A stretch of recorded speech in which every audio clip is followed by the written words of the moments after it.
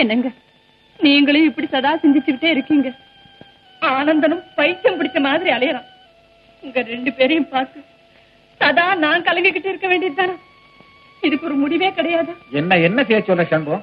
உன்னால கவலையை தாங்க முடியல, அழுவுற. நான் அழாம இருக்கேன். இதுதான் உனக்கு எனக்கு வித்தியாசம். எப்படியோ அவனுக்கு ஏதாவது ஒரு நல்ல வழியை செய்யுங்க.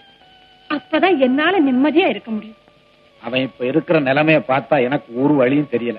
உனக்கு ஏதாவது தோணுச்சுன்னா சொல்லு, அதுபடி நான் நடக்கிறேன். ஏங்க ஆனந்தன் பழையபடி காலேஜுக்கு போய் படிப்பை முடிக்க சொன்னா என்ன?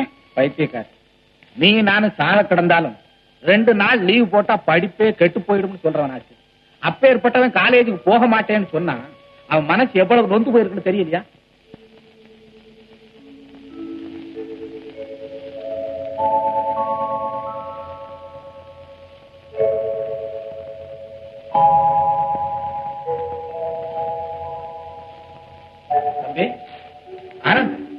ஆனந்த், ஏப்பா உங்க அப்பா கூப்பிடுறது கூடவா உங்க காதல விடல? கூப்பிட்டீங்களாப்பா? ஏப்பா உன் முடிவுதான் என்ன? நாங்க 2 பேரும் உன்னை பார்த்து பார்த்து கண் கலங்க வேண்டியதானே. என்ன பார்த்து ஏன்பா கண் கலங்குறீங்க? பின்ன என்னப்பா செய்ய சொல்லு? பெற்றவங்க 2 பேரும் உன் வருங்காலத்தை பத்தி சிந்திச்சுக்கிட்டே இருக்கிறோம். நீ பித்து பிடிச்ச மாதிரி அலைஞ்சுக்கிட்டு இருக்க. வருங்காலமா? எனக்கா? என்னைக்கு என்னுடைய நிச்சயதார்த்தம் நின்று போச்சோ அன்னைக்கு என் வருங்காலத்தை பத்தி நான் மறந்துட்டேன். என்ன பத்தி ஒரி பண்ணிக்காதீங்க. சரிப்பா, உன் இஷ்டப்படியே நடந்துக்க. ஆனா பழையபடி காலேஜுக்கு போய் படிப்பையாவது தொடர்ந்து படி. நான் காலேஜுக்கு போக முடியாதும்மா. எப்ப அப்படி சொல்றேன்? உள்ளூர்லயே தலை காட்ட முடியல. நளினா உன்னை விட்டு போயிட்டாளாமே, நளினா உன்னை விட்டு போயிட்டாளாமேன்னு எல்லாரும் என்ன பார்த்து துக்கம் விசாரிக்கிறாங்க. நான் காலேஜுக்கு போனா அவமானம் தாங்க முடியாம நான் தற்கொலை பண்ணிக்கிட்டு சாக வேண்டியதுதான். சரி, படிப்பு விஷயத்துல உன் தலையெழுத்து எப்படியோ அப்படியே நடக்கும். நாங்க வற்புறுத்தல. காலேஜுக்கு நீ போக வேண்டாம். வேற ஒரு பொண்ணை பார்க்கணும். அதையாவது கல்யாணம் பண்ணிக்கிட்டு சந்தோஷமா இரு. கல்யாணமா? எனக்கா? வேற ஒரு பொண்ணு கூடயா? நில்லு. ஏப்பா அந்த ஓடி போன பொண்ணே வேணும்ன்றியா? நான் அப்படி எல்லாம் சொல்லலையே. அவ எங்கயோ போய் செத்து தொலைஞ்சுட்டான் வை. என்ன செய்ய போற? நளினா நிச்சயமா செத்து போயிட்டான்னு எனக்கு தெரிஞ்சதுக்கு அப்புறம் என்னுடைய முடிவை நானே தீர்மானம் பண்ணிக்கிறேன். தம்பி, ஏன்பா இப்படி எல்லாம் பேச? உன்னை பெத்து வளர்த்து ஆளாக்கினவங்களை விட நேற்றுக்கு சந்திச்ச பொண்ணு உனக்கு பெருசா போச்சா? இல்ல இல்ல, இருந்தாலும் நமக்கு மானமும் மரியாதையும் தானே பெருசு. முடிவா என்னதான்ப்பா சொல்ற? ஆனந்தேன்னு உங்களுக்கு ஒரு மகன் இருந்தாங்கிறதையே மறந்துட சொல்றேன். தம்பி, எங்க போறேன்? எங்கயோ போறேன். கூடிய சீக்கிரம் உனக்கு ஒரு கல்யாணத்தை பண்ணித்தான் வைக்க போறேன். நடக்காது. நடக்காதா? நடக்குதா இல்லையா பாருடா. அதை பாக்குற வரைக்கும் நான் உயிரோட இருக்க மாட்டேன். உன்னை இருக்க வைக்கிறதான எனக்கு வேலை. நீங்களே இருந்து பாருங்க.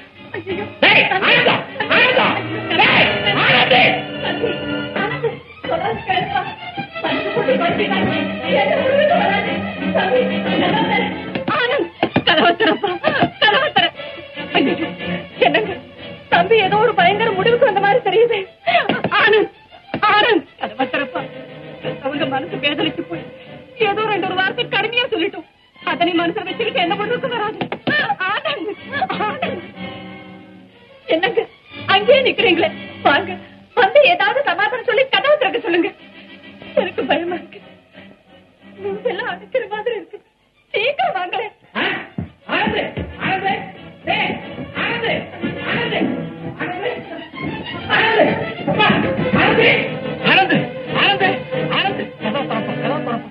எல்லாம் உன் நன்மைக்காத்தான் சொன்ன. நீ வாழணுங்கிறதுக்காகத்தான் சொன்ன. அப்படி ஏதாவது தவறுதலா சொல்லியிருந்தா என்ன மன்னிச்சுதான். உன் இஷ்டப்படி நடந்துக்கும், உன் இஷ்டப்படி நடக்கும். ஆனா ஆத்திரத்துல பதட்டப்பட்டு ஏதாவது ஒரு முடிவு போய் எங்களை மோசம் பண்ணினாலப்பா, எங்களை மோசம் பண்ணினால. எந்த தவப்பனா இருந்தாலும் கையெடுத்து கும்பிட்டு கேட்டுக்கிற. ஆனத்து கதவை தர, ஆனத்து கதவை தரப்பா.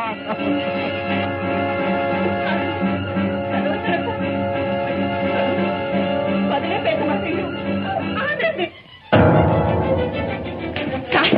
ஆனந்த் நீங்க தான் இருக்காரு. நளினா தானே? ஆமாங்க. மாணிக்கம் புள்ள மகன் நளினா தானே? ஆமா. ஆனந்தம் தான் மாப்பிள்ளையா வரப்போறாருன்னு விவரம் தெரியாம ஆத்திரப்பட்டு வீட்டை விட்டு வெளியேறின நளினா நானே தான். ஆனந்தனோட தகப்பனார் நான் தான். உன்னை கல்யாணம் பண்ணிக்க முடியாதுங்கிற நிலைமை ஏற்பட்டவுடன் அவனை என்னால பார்க்க முடியணும். இன்னைக்கு ஏதோ கண்டிச்சு 2 வார்த்தை பேசிட்டு அதை தாங்க முடியாம மாடியில போய் தாப்பா போட்டுக்கிட்டு தற்கொலை பண்றதுக்காக முயற்சி பண்ணிட்டு இருக்காமா.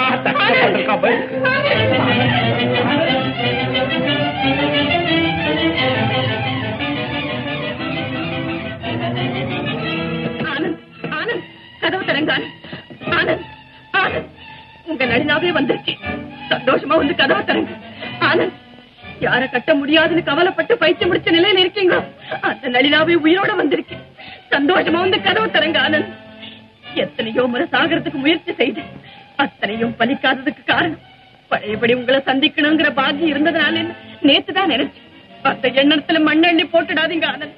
ஆனந்த், சரி, நீங்க ஒரு முடிவுக்கு வந்துட்டீங்கன்னு எனக்கு நல்லா தெரியுது.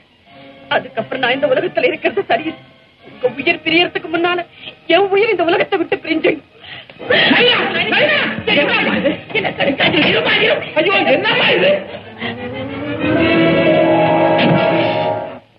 முருகா, என்னங்க இது? இந்த பொண்ணு உள்ள போய் கதை சாத்திச்சு. வைத்தியமே, அவங்கள படைச்ச கடவுளே வந்தாலும் அவங்க 2 பேரும் இனிமே பிரிக்க முடியாது. நீங்க என்ன சொல்றீங்க? உனக்கு புரியலையா?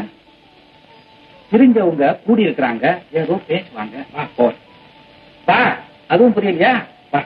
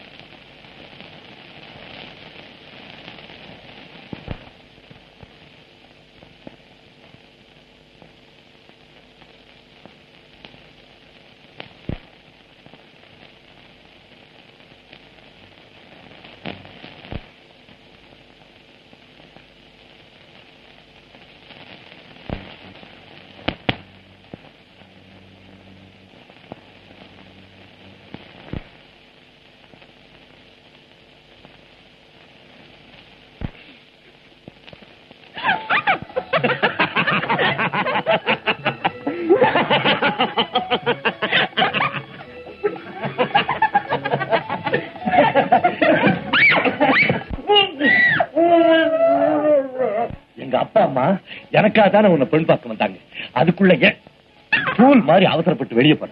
ஆமா, உங்க அப்பா அம்மா தான் என்ன பெண் பார்க்க வர போறாங்கன்னு முன்கூட்டியே சீக்கிரட்டா ஒரு டெலிகிராம் கொடுத்திருந்தா என்னவா? நான் உங்ககிட்ட அப்படி விளையாட்டு பண்ணலான்னு பார்த்தேன். விளையாட்டு? எதுல விளையாட்டு? ஒரு பொண்ணு கல்யாணம் விஷயத்தியா? சரி, எப்படியோ வந்து சேர்ந்துட்டிய. நல்லா சொன்னீங்க போங்க. வந்து சேர்ந்துட்டேனா உங்ககிட்ட வந்து சேர்றதுக்குள்ள நான் பட்ட பாடு. ஆனா ஒரு பெண் திருமணத்துக்கு முன்னால துணை இல்லாம வீட்டு வாசப்படியை தாண்டிட்டா. அதனால எத்தனை தொல்லைகள் வரும் நான் நல்லா தெரிஞ்சுக்கிட்டேன். போதும், 7 ஜென்மத்துக்கும் போதும்.